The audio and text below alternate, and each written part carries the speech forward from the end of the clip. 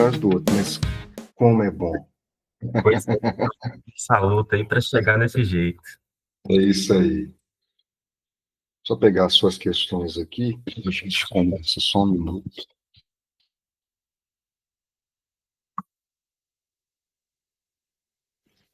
Eu vi que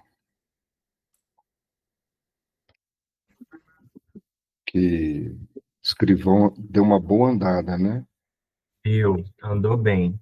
Eu tenho certeza que vai começar agora em dezembro. Aí, investigador, eu acho que começa em janeiro, no início de janeiro. E a investigação, delegado como investigação social, está terminando agora dia 10 de dezembro. Eu acho que se continuar nessa velocidade mais rápida, eu acho que tem grandes chances de começar a prova oral lá para meados de fevereiro, que é antes do que eu imaginava lá no início. Inclusive, na hora que a gente terminar aqui, eu vou até mandar minha documentação da investigação social de uma vez. O prazo para ela terminar quando é? Dia 10 De dezembro? de dezembro, é. Caramba, tá aí. Tá aí, pois é. Isso aí, cara. Vamos trabalhar? Vamos lá.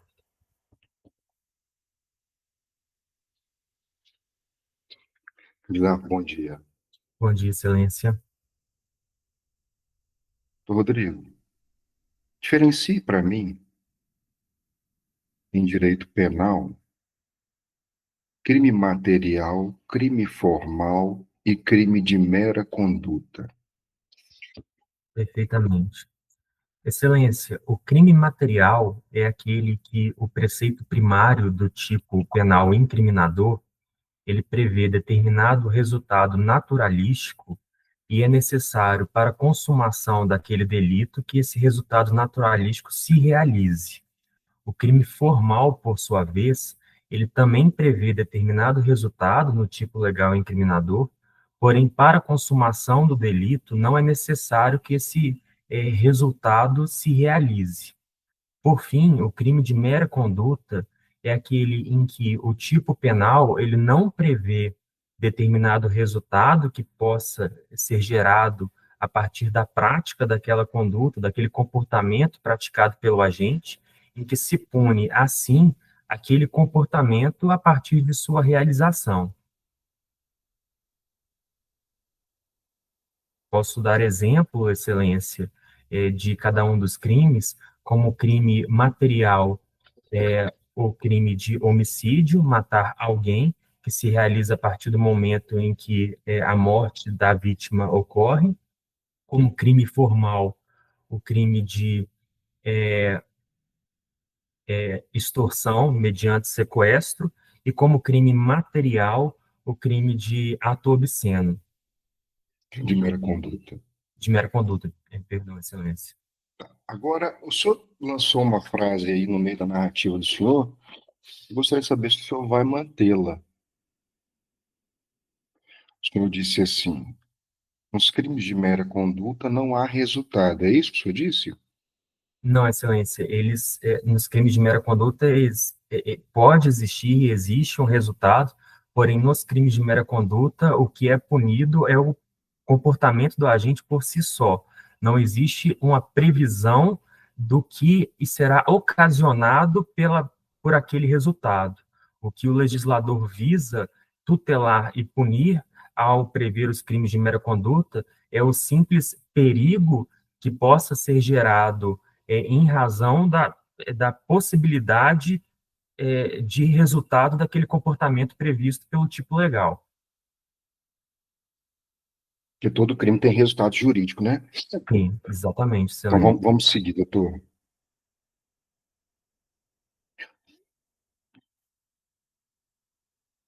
Um dos temas mais caros do direito penal é a culpa. Aí há várias classificações. Uma delas, a doutrina distingue a culpa própria de culpa imprópria. Qual a distinção? Certo. Excelência, a culpa própria é aquela em que ocorre de uma forma em que o agente ele pratica uma conduta, em que essa conduta ela é dolosa, porém, o resultado atingido, ele não é previsto, não é querido e que este também não assume o risco de produção daquele resultado. A culpa própria, aquele resultado, ele ocorre em decorrência de violação de um dever de cuidado objetivo, que acaba produzindo um resultado, mais uma vez, não querido e não almejado e não antevisto por aquele agente, em razão de uma imprudência, negligência ou imperícia. Os crimes de culpa própria são crimes tradicionalmente dados pela doutrina como de um tipo penal aberto. Os crimes de culpa imprópria, por sua vez, eles se diferenciam dos crimes de culpa própria, sendo inclusive uma conduta dolosa praticada por aquele agente, em verdade, em que este almeja e quer determinado resultado, porém os crimes de culpa imprópria, aquele resultado ele é praticado aquele comportamento ele é praticado em decorrência de um erro do agente que, ao praticar aquele comportamento, acredita estar amparado por alguma excludente de ilicitude, praticando aquela conduta é, enquanto, na realidade, não haveria essa excludente, ou então praticando algum excesso. Assim, ele é punido por crime a título culposo, por uma razão de política criminal, mas, em verdade, ele estaria praticando um crime doloso. A doutrina, inclusive, denomina essa situação também como culpa por assimilação.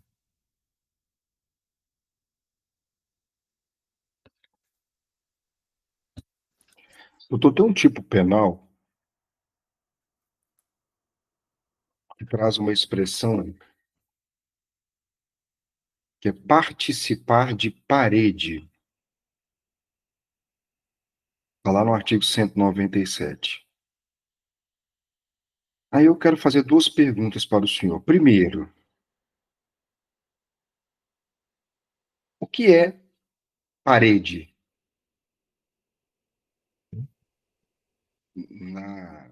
no contexto do artigo 197?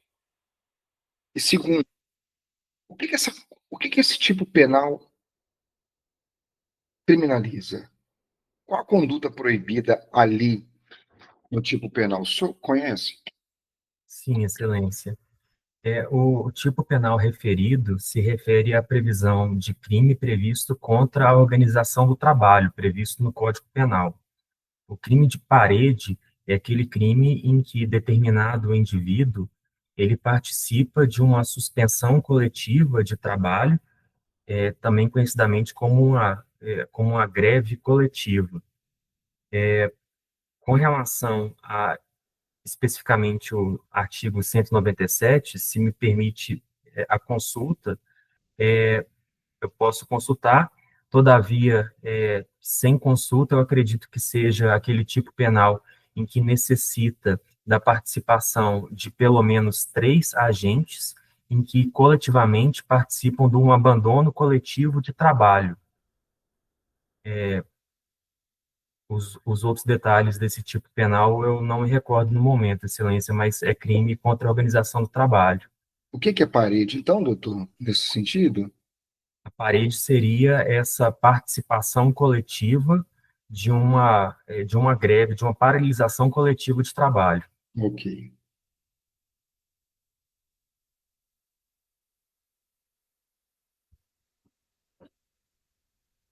ok. Vamos avançar, doutor. Processo penal.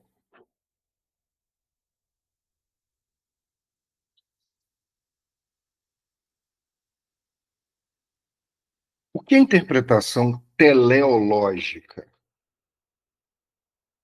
Excelência, a interpretação teleológica é aquela interpretação que o intérprete, o aplicador da norma processual penal, ele tem por objetivo interpretar aquela norma visando os fins almejados por aquela norma, e não apenas aquela literalidade do texto.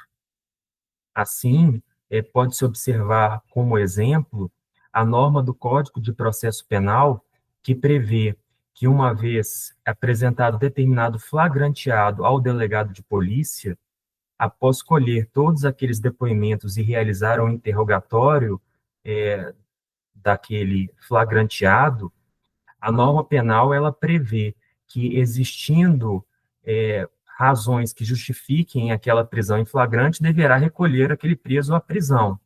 Todavia, a norma ela não prevê que, inexistindo aquela situação, deverá colocar o preso em liberdade.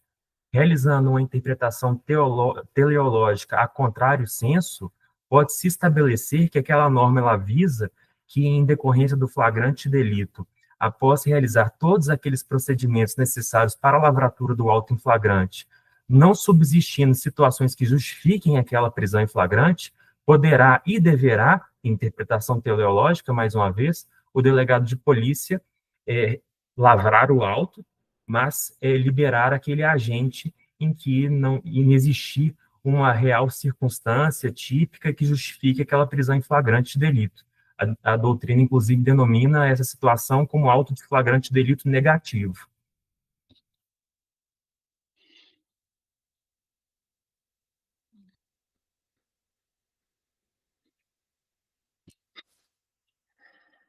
Candidato, tem um tema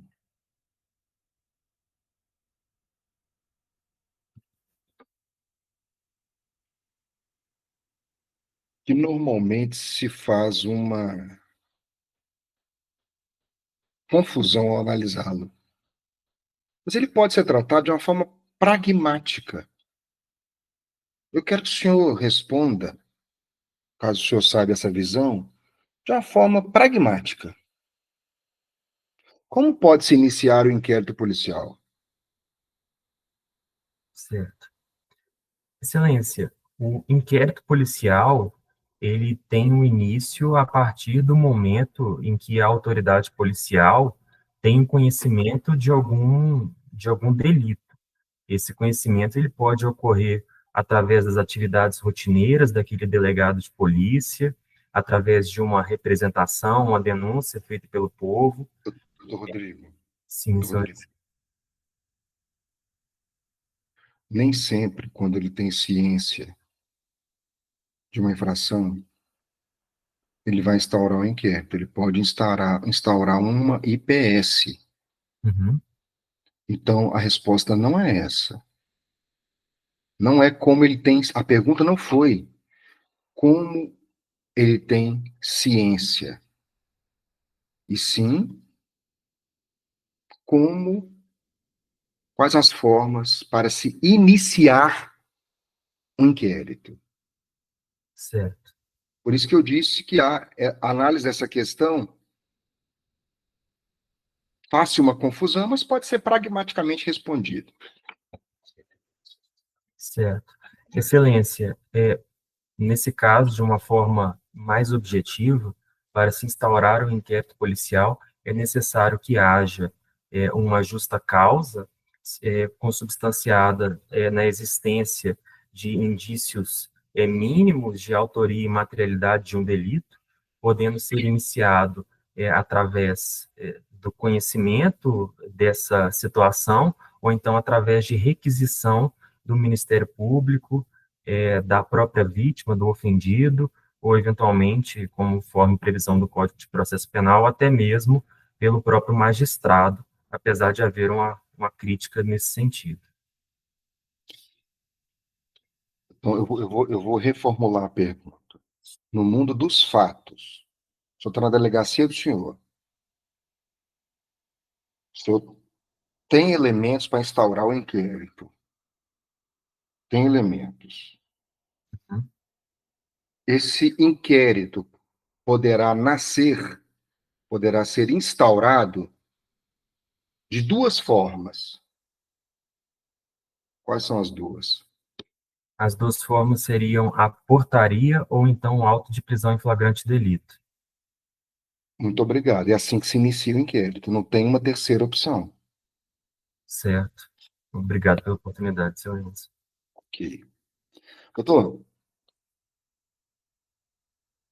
conexão e continência. Certo. Qual a Excelência, diferença?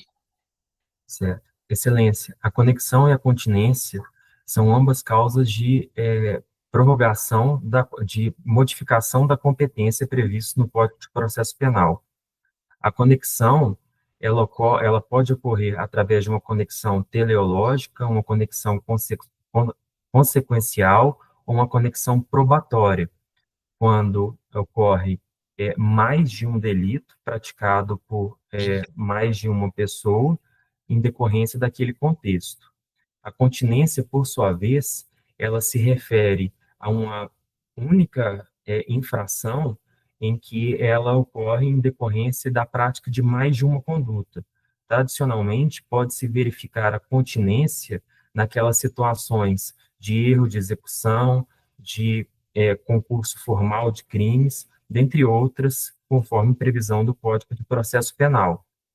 É importante destacar ainda que a conexão e a continência são causas de eventual nulidade relativa a depender da circunstância. O senhor citou apenas a continência objetiva e a continência subjetiva, que é a mais comum na prática, no cotidiano forense, no cotidiano policial. Certo. Obrigado pela oportunidade. A continência subjetiva, ela ocorre quando mais de um agente é acusado da prática de um mesmo delito. Excelente, doutor. Excelente. Vamos avançar agora para a legislação penal especial. Doutor, a Lei 9296 de 96, regulamentando o dispositivo constitucional, condiciona a interceptação válida à presença de alguns requisitos. Quais são esses requisitos para que haja uma interceptação válida? Certo. Excelência, a Lei 9296 de 96, ela regulamenta a interceptação telefônica, que se trata, inclusive, de uma regulamentação em decorrência de previsão constitucional no artigo 5º, que prevê que a interceptação e violação das comunicações telefônicas só podem ocorrer em decorrência de autorização judicial, sendo uma causa de reserva legal, nos termos da legislação específica, para fins de uma investigação criminal. Assim, regulamentando essa situação, a Lei de Interceptação Telefônica, ela prevê que esta poderá ser autorizada apenas para como meio de obtenção de prova, nos casos de não ser possível obter aquela prova através de outros meios igualmente eficazes, não sendo admissível esse meio de obtenção de prova para fins de investigação em processos puníveis unicamente com pena de detenção, ou seja, é necessário que seja a investigação para um crime de reclusão, ou sendo de detenção necessário, pelo menos, a conexão com outro crime punível com reclusão, necessário a autorização judicial, mediante requerimento do Ministério Público ou do delegado de polícia, representação do delegado de polícia, e também sendo necessário que seja feito nesse requerimento a explicação circunstanciada do que se almeja investigar, de como será feita essa interceptação, da identificação da pessoa em que a conversa será interceptada, e também que seja observado o prazo máximo de 15 dias para essa interceptação, podendo ser prorrogável também mediante requerimento.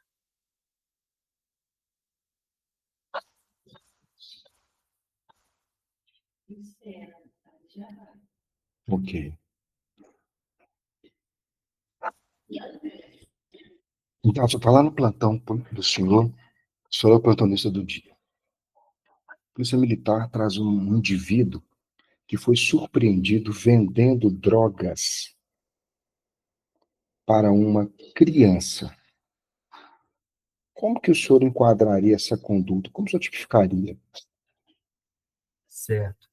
Excelência, no caso, tendo sido apreendido as drogas, que é a circunstância material para se efetivar aquela prisão em flagrante delito pelo crime de tráfico de drogas, poderia sim ser feita a apreensão das drogas, sendo encaminhadas as drogas para a perícia e realização dessa perícia preliminar, a fim de consubstanciar a materialidade desse crime, e com relação à tipificação do crime, seria o crime de tráfico de drogas com a causa de aumento de pena de um terço até metade por estar sendo vendida essa substância para criança ou adolescente, nos termos da Lei de Drogas, Lei 11.343 de 2006.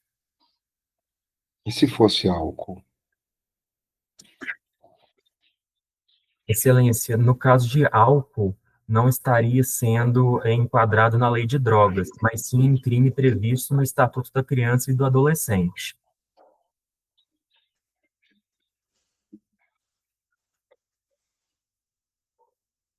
Doutor,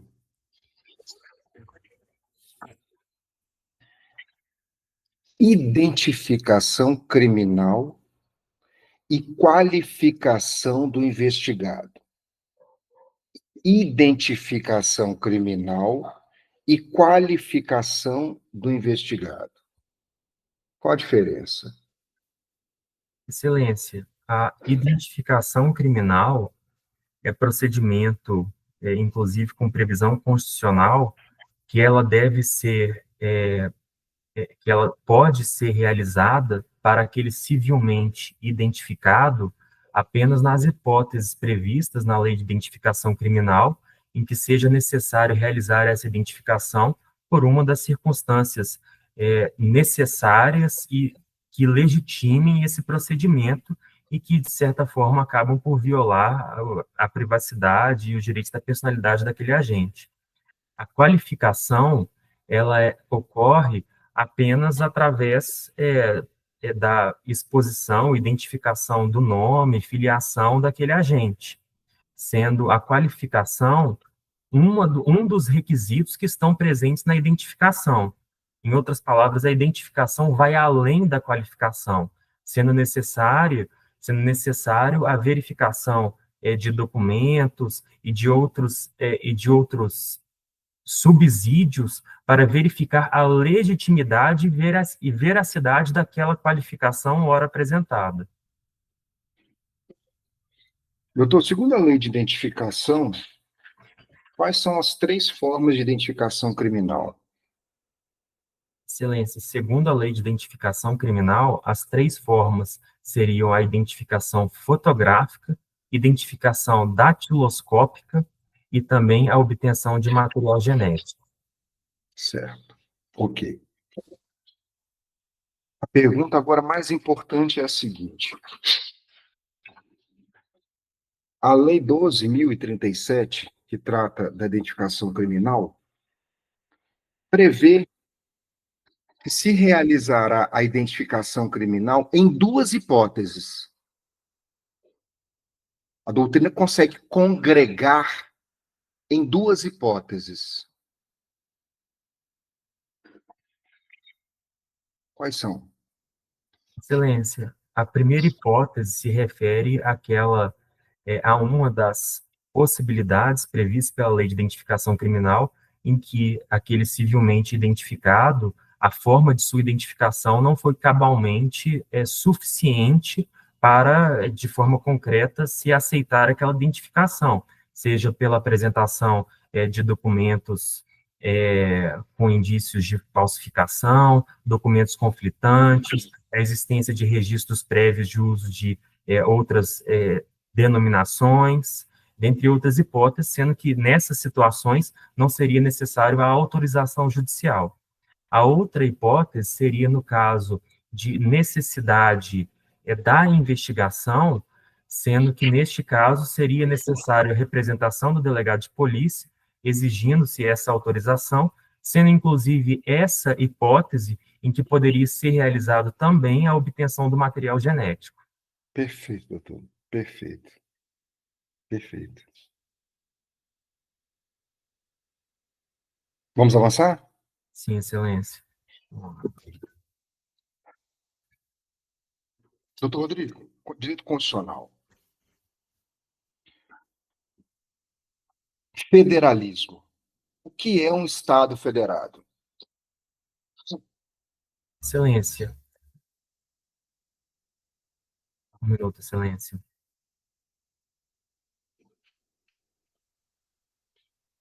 Excelência, um Estado federado é uma forma de Estado em que o ente federado ele se subdivide em vários entes nacionais, como no caso do Brasil, em que existe a União, os estados e os municípios, todos fazendo parte integrante dessa organização administrativa do Estado Federado Brasileiro. O Estado Federado brasileiro, inclusive, ele é considerado pela doutrina como Estado Federado de terceiro grau, justamente por existir a divisão entre esses três entes nacionais.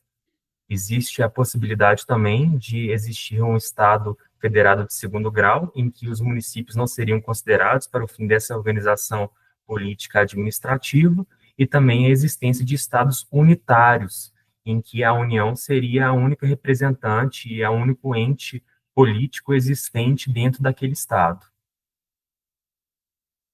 Se me permite complementar também, a existência do Estado Federado, ela se justifica em razão da distribuição e escalonamento de competências administrativas e políticas dentro de um Estado, como pode-se observar no caso da Constituição Federal de 1988, em que existem diversas competências administrativas comuns entre os estados, municípios e a União, como também competências exclusivas da União, dos estados e dos municípios.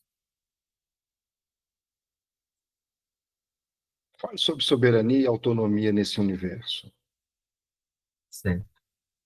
Excelência, a autonomia, ela é uma característica em que não só a União, como também os estados e os municípios são dotados de autonomia.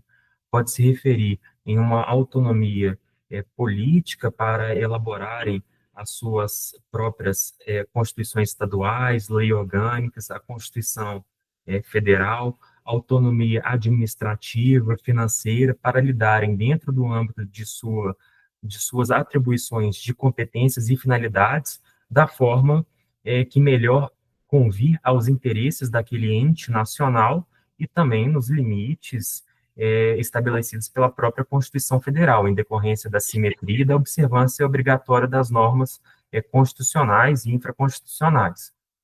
A soberania, por sua vez, ela é característica em que apenas o Estado é dotado dessa característica, se referindo em uma característica que impede a intervenção indevida de outros Estados nos assuntos de competência interna de um Estado soberano.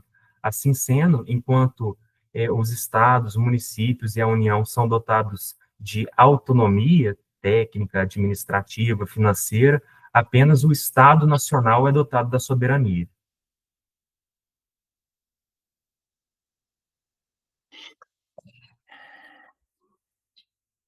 Bom, esse tema atrai a atenção, atrai o importante instituto da não intervenção.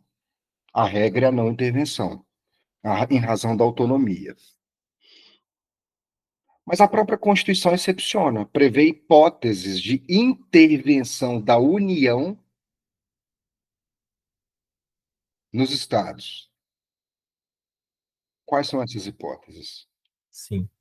Excelência, conforme previsão constitucional, salvo engano, no artigo 34 da Constituição, prevê-se que a União ela não intervirá, via de regra, nos estados e nem nos municípios localizados em território federal, exceto em alguns casos, como em decorrência de violação dos princípios constitucionais sensíveis, quando inobservado a autonomia municipal dos municípios, em decorrência de violação dos direitos humanos, em decorrência da não prestação de contas da administração direta e indireta, quando não for pago a dívida fundada por mais de 2 anos, dentre outras hipóteses previstas pela norma constitucional.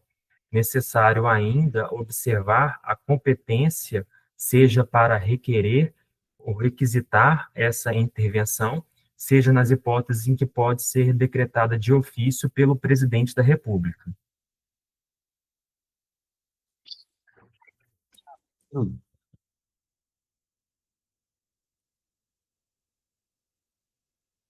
Vamos falar agora de controle de constitucionalidade.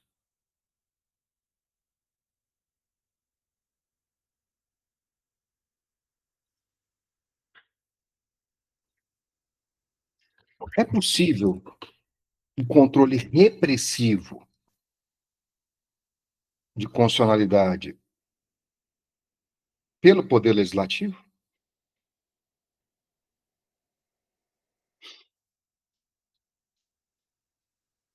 Excelência, sim, é possível. O controle de constitucionalidade, ele pode ser realizado por qualquer um dos poderes no âmbito de sua competência, seja o poder jurisdicional, executivo ou legislativo.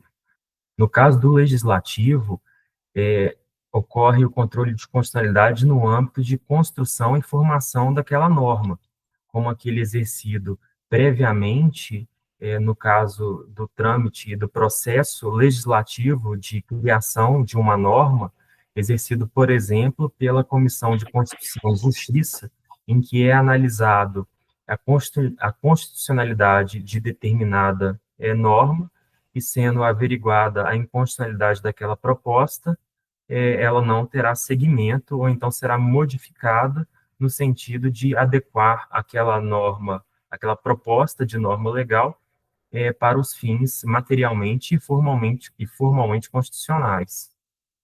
Também creio ser possível o controle de constitucionalidade feito pelo Poder Legislativo, no sentido de serem editadas novas normas para substituírem e melhor adequarem eventuais normas em vigor em que não estejam atendendo de forma mais adequada os preceitos constitucionais, ou então em decorrência de suprir eventual omissão legislativa inconstitucional para aqueles casos das normas constitucionais de eficácia limitada, por exemplo.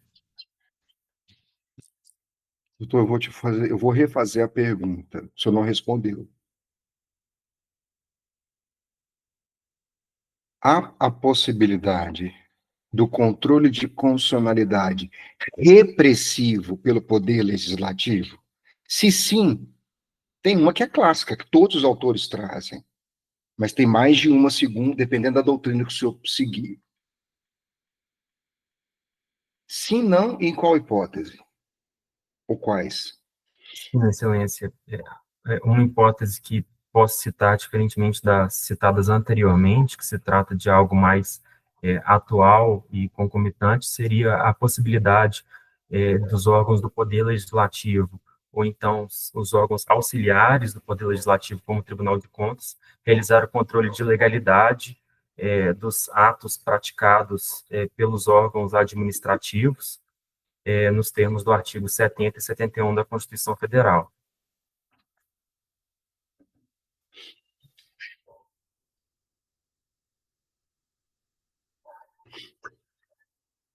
Vamos seguir, então, doutor. Direitos humanos.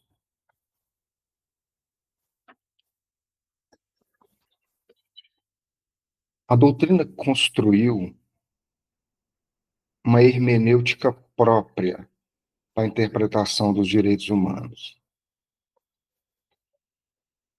E um dos princípios, ou princípio raiz, matriz para a interpretação dos direitos humanos, é o princípio pro homine. Do que se trata? Excelência, o princípio pro homine, conforme mencionado por Vossa Excelência, trata-se de princípio interpretativo das normas de direitos humanos e que tem por objetivo, na interpretação destas normas, que lhe seja dado a aplicabilidade e interpretação que melhor beneficie a pessoa humana amplamente considerada. Assim sendo possível uma interpretação mútua, bivalente ou multivalente daquela norma, deve-se utilizar da ponderação e razoabilidade para lhe conferir a interpretação que melhor se adeque e melhor se beneficie à raça humana amplamente considerada.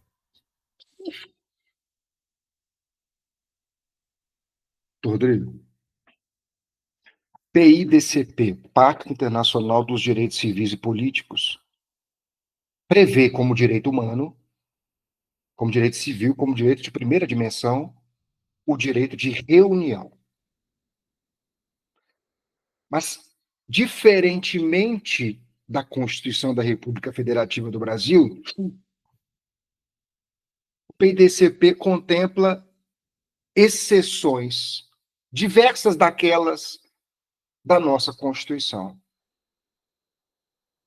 em que não será possível o exercício desse direito humano. Quais são essas exceções? Perfeito. Excelência, o Pacto Internacional dos Direitos Civis e Políticos, de forma similar com a Constituição, prevê a possibilidade do direito de reunião para fins pacíficos.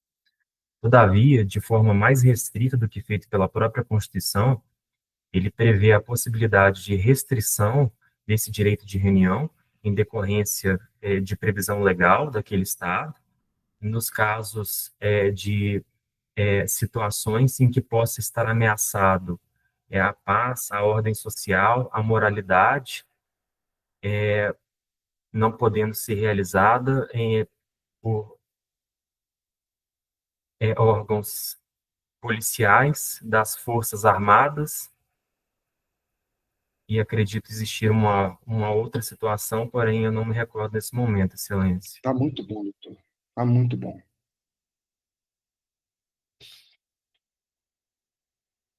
Estatuto de Roma. O Estatuto de Roma traz uma diferença muito importante entre entrega e extradição. Tema capital para o funcionamento do Tribunal Penal Internacional. Qual a diferença?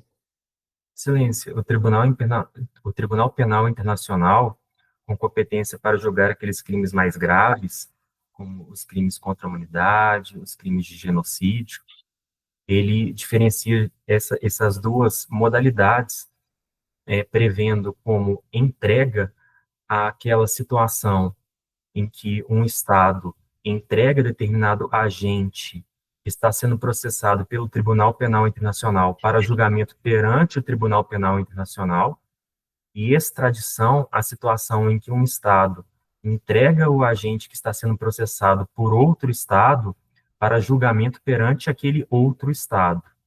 Assim sendo, é de fundamental importância o entendimento diferenciado desses dois institutos, no sentido, inclusive, de aplicação das normas constitucionais brasileiras, sendo vedado a extradição, porém ainda existe vedação com relação à entrega, sendo essa perfeitamente legítima e aceita. Até porque o Brasil faz parte do TPI. Exatamente, nos termos do artigo 5º, Excelência. Doutor, nós estamos caminhando para o fim. Direito administrativo, vamos lá?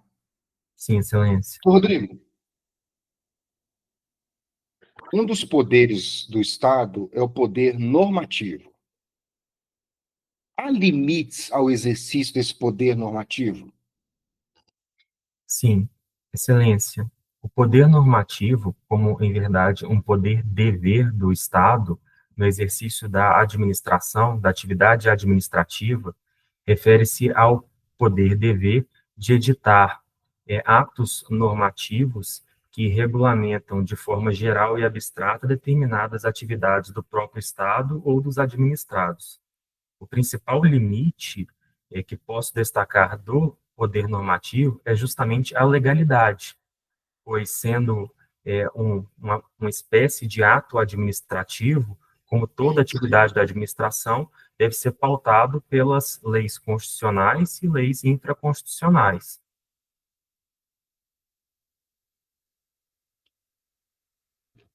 Doutor, atos administrativos têm várias classificações, mas tem uma que é importantíssima para nós policiais. São os atos administrativos ordinatórios. Do que se tratam? Excelência, os atos administrativos ordinatórios, ele decorre justamente do poder hierárquico. Os atos administrativos ordinatórios referem-se à possibilidade e o dever de, dentro de um mesmo órgão de competência administrativa, de escalonar, dividir, distribuir as competências e funções dentro daquele mesmo órgão, sendo uma espécie de ato administrativo que ocorre internamente dentro de um órgão administrativo. O exemplo de ato ordinatório administrativo que comumente ocorre dentro e no âmbito da Polícia Civil de São Paulo é a portaria, que é um ato administrativo de efeito interno em que estabelece o início daquele inquérito policial, não produzindo efeitos externos, como ocorreria, por exemplo, no indiciamento, que produz efeitos em relação àquele indiciado. Muito bom. Doutor, contratos administrativos têm particularidades que diferenciam dos contratos do direito privado. Cite algumas características dos contratos públicos, dos contratos administrativos, que justamente afastam do contrato privado. Certo. Excelência, algumas das características dos contratos administrativos, não sendo um ato administrativo estritamente considerado, mas sim um ato da administração, os contratos administrativos, apesar deles ocorrerem e terem uma natureza híbrida, diferenciando assim dos contratos privados, existindo alguns resquícios das prerrogativas inerentes ao regime de direito público, existem no âmbito dos contratos administrativos algumas cláusulas consideradas cláusulas exorbitantes, que permitem eventuais alterações dentro da legalidade e de forma unilateral pela administração pública daquele contrato, devendo ser preservado, em todo caso, aquele equilíbrio econômico-financeiro inicial, possibilidade de fiscalização, de rescisão unilateral do contrato, dentre outros que inexistem na mesma proporção ou espécie nos contratos realizados estritamente entre particulares. Assim sendo, mesmo nos contratos administrativos, existindo uma predominância do direito privado, não se pode deixar de lado o princípio mor da administração pública, que é a supremacia do interesse público sobre o privado, influenciando, assim, nessas relações privadas da administração com particulares.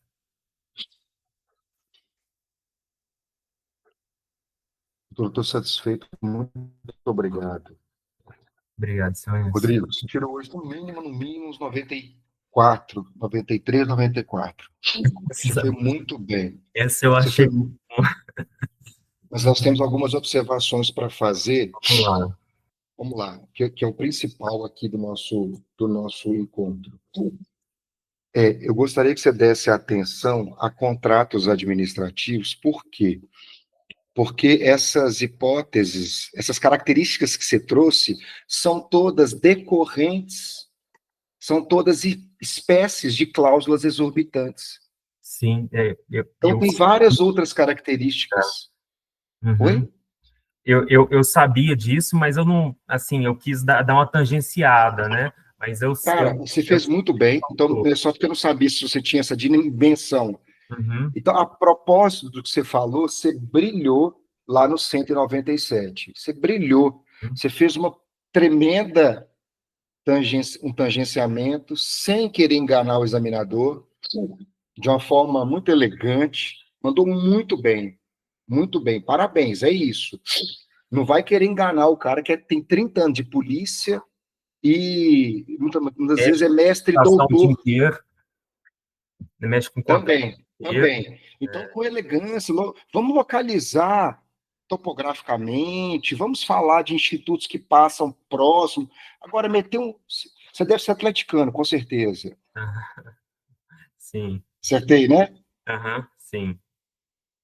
Aqui em casa a maioria é americano, né? Mas meu pai é mais americano e eu sou americano e atleticano. Mas atualmente eu não acompanho futebol, mas sim. Enfim, você deu um chute assim lá na arquibancada, dá um chute na arquibancada que não pode, Uhum. né? Eu acho que é uma ofensa à inteligência, ao tempo dos examinadores. Mas tangenciar é muito lícito. Não, perfeito. E eu também peço, então, contratos para você trazer para perto de você outras características, além Uhum. daquelas que decorrem das cláusulas exorbitantes, e sobre a controle repressivo pelo poder legislativo, tem aquela clássica, Era do Senado, né? sustar, É, sustar a lei delegada ou os atos normativos que exorbitem do poder regulamentar. estava na minha frente, assim, mas eu fiquei com medo de falar alguma coisa errada e eu acho que acabou saindo pior do que o esperado. Essa era a clássica. Mas está tudo bem. E outra coisa que eu queria falar antes da gente terminar é que você vai angariar, anota o que eu estou falando, uma tremenda simpatia da banca pela sua postura e essa sua introdução que você faz praticamente em todas as respostas, isso é muito importante. Você já deve ter ouvido falar, você já deve ter ouvido muito sobre isso, mas eu vou falar também. A introdução, demonstrar conhecimento jurídico, é uma técnica caríssima, porque você já coloca o seu examinador satisfeito com você e impede que ele queira pegar uma nota de rodapé, um julgado extraordinário e te confronte com ele. Uhum. Então, É, a intenção. siga esse caminho, com comedimento. Não vai fazer lá uma dissertação de mestrado. Você não é estrela, estrelas são eles. Sim. Mas uma colocação de 30 segundos, um minuto, identificando o instituto e, em seguida, abordando. Antes da gente terminar, as duas formas de instauração do inquérito. Esse tema é um pouco É, maltratado no cotidiano, né? né, eu vou ser bem sincero, é porque na forma que você perguntou, você me pediu desde o início, de uma forma mais, como que você tinha falado? Qual que foi a pergunta? Como pode ser instaurado o inquérito? Não, sim, mas na primeira pergunta, você começou fazendo a pergunta, era paradigmática que você tinha pedido? Paradigmático. É Paradigmático. paradigmática. Aí eu confesso que eu não sabia como que eu respondia desse jeito, aí eu comecei a falar, mas no final eu entendi exatamente o que você queria. Paradigmático, paradigma. Não foi paradigmático, não foi outra Eu não expressão. acho que foi paradigmático, não. Hã? Não acho que foi paradigmático que você falou, É, não. Foi uma outra coisa. pragmática. Pragmático, é. Pragmática de forma direta, objetiva, sem rodeios. É isso e isso. Não, perfeito. Não, Então, responde uma pergunta simples. no cotidiano da sua delegacia, seja lá como você tomou conhecimento do fato criminoso. Você vai instaurar por portaria. Se não for por portaria, vai ser mediante o auto de flagrante. Ponto. Claro, né? Sim, sim, com Você tinha certeza. essa visão antes? Não, eu já sabia, sim, com certeza. Já tem as formas das duas. Eu só, por um erro de compreensão da pergunta, eu fui explicando lá, notícia crimes, o negócio todo. Mas no final, inclusive no meu material, eu tenho lá formas de conhecimento da infração que são diferentes das formas que iniciam o inquérito policial. Eu, inclusive, coloquei isso. No final das contas, independente da forma de conhecimento, o inquérito vai começar através de uma das duas formas. Então, dependendo como a pergunta vier, você pode abordar as duas frentes. Uhum. Ou pode ou deve abordar. Se perguntar as formas de conhecimento, você já acrescenta formas de instauração. Se perguntar É, as formas de instauração, você acrescenta as formas de conhecimento. aí tá lá, que inclusive no auto de prisão em flagrante, a única forma de conhecimento vai ser a notícia crime de conhecimento Coercitivo. coercitivo, né? Tá lá, pois é. Mas é isso. Não, E a parede foi uma pergunta mais que acho que mais rara de acontecer essa de não, organização, você mas está. responder, né? Infelizmente para nós, não é tão raro. Pega o material aquele que roda os grupos das questões de 2018, 2022. O artigo 197 é um fetiche da academia, tá? Não só o 197, os outros crimes contra a organização do trabalho, que a gente nunca vai atuar, mas eles perguntam, não negligencie, deixe aí, e é mais raro no cotidiano, mas infelizmente não é na banca de São Paulo, tá bom? Perfeito. Então vamos Vou encerrar aqui, ficou alguma questão?